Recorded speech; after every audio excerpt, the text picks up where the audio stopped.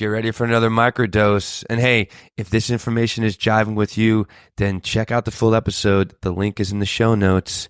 Enjoy the ride. I could maybe talk about my problems with with my buddy or John or something like that. But but I also don't want to be that, burden in some way to my friends. It's like, there are those opportunities when we can, John and I can talk deeply about something, but it's not like, I just want to be like, oh, hey, oh my God, John, I'm having this thing. It's like, I think there's a time and a place where I know my time and my place and where my place is when I'm booking that appointment, when I'm like hiring somebody to help me. So it becomes like this, it's a formal thing instead of it being a friendly thing. And in that form, right. And there's certain like formality, I guess, in the way that we operate and we work that I just bring myself to it because of that courage, because of that willingness, and I just jump in and go for it. That's very well said. There's something very special, right, about what you create with a good doc or a therapist.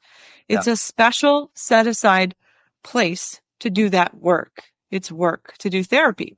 And the thing that is a sort of fatal logical flaw to me of the idea of I don't need a therapist because I have a really loving partner or wife or, brothers that I trust is that there is a limiting factor inside of most warriors that is protective instinct.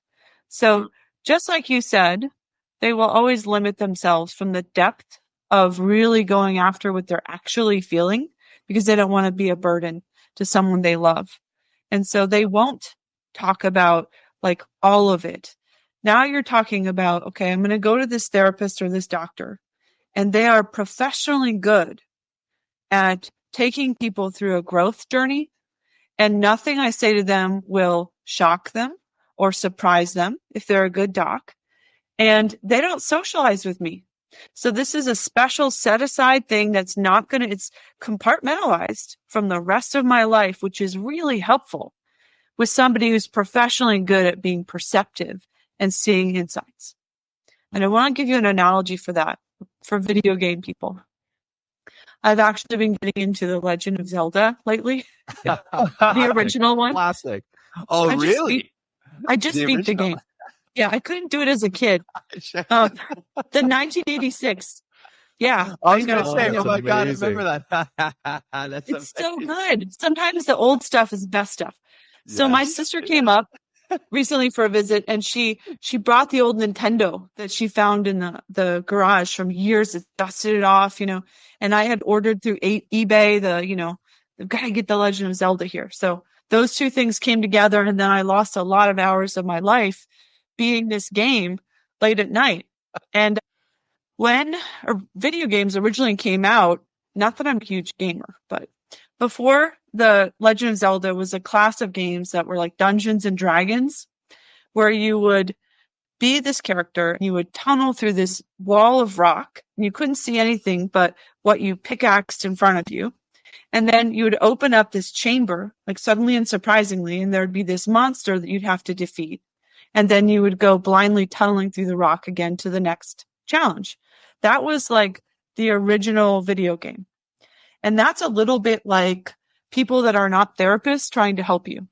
Is you'll be tunneling through rock together, and then suddenly you'll open up something like, oh my gosh, like this is what this relates to. Or here's the thing that's really eating me alive and causing my suicidal ideation. And guess what? They're not going to know what to do with that sometimes. Mm. And they're going to be worried that they're going to let you down. They're going to be worried that they're going to say the wrong thing, that they're going to impact your relationship. And what a therapist, a good doc can do is say, oh yeah, I know this terrain. I've been here before. Right. So then I'm thinking about my progression as a therapist when I was in training. So I was tunneling through the rock at first with my patients, and oh, here's something. I don't know what this is, but let's see if we can figure this out. And then the next phase is games like Legend of Zelda, where you get one screen at a time and you see all the enemy combatants on the screen, but you only get one screen, and then it shifts over to the next screen. And then you had games that you could see the whole terrain, like Civilization, like you could see all the mountains, the landscapes, where the towns are, where the enemy is. That is what being a really masterful therapist can feel like when you can see all of the arc of where people need to go to grow, where their pain is. You can ask the right questions to help them get those insights. And most people can't do that. And so I think, in today's society, we've really, unfortunately, diminished expertise, diminished the value of expertise, and promoted the idea that, coaches and therapists, they all have the same training. No, I mean, there are some great coaches, but therapists have 8 years of school and did a 200-page dissertation to really look at human behavior. I know I did. And so there's value in that expertise. You cannot get that from online, resources or the way you can with a really qualified person who really gets it. So finding that person feels really important to me as far as people's growth. And you hit on something there in the, the fear. If you are sharing that, you're kind of tunneling through that rock and you come across that monster with your significant other or with your barber or hairstylist or beautician or whatever we want to call it today.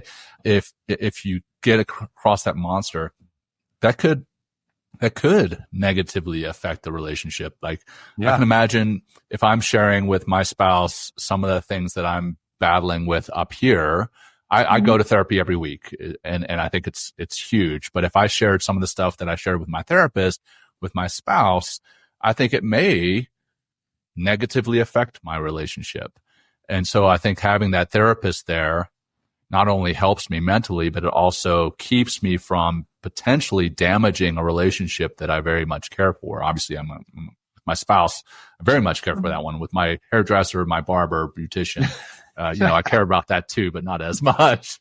So I think, right. Yeah. But there's also, the coming back to that false bravado, right? And again, this could be for the warrior. It could be for the men. It could be for the masculine energies, is that we're told from when we're very young, hey, boys don't cry. Yeah. Get your shit together. Or, we hear the saying, hey, you're struggling with something? Man the fuck up. And that's go for a run. Walk it off. Go for a run. Rub some dirt on it. Yeah. And right. And how do we overcome that in society? How do we overcome that? So all of that to me translates to do whatever you need to suppress that. Just don't confront the problem directly. And that to me really is not manning up. It is not. It is the easier path.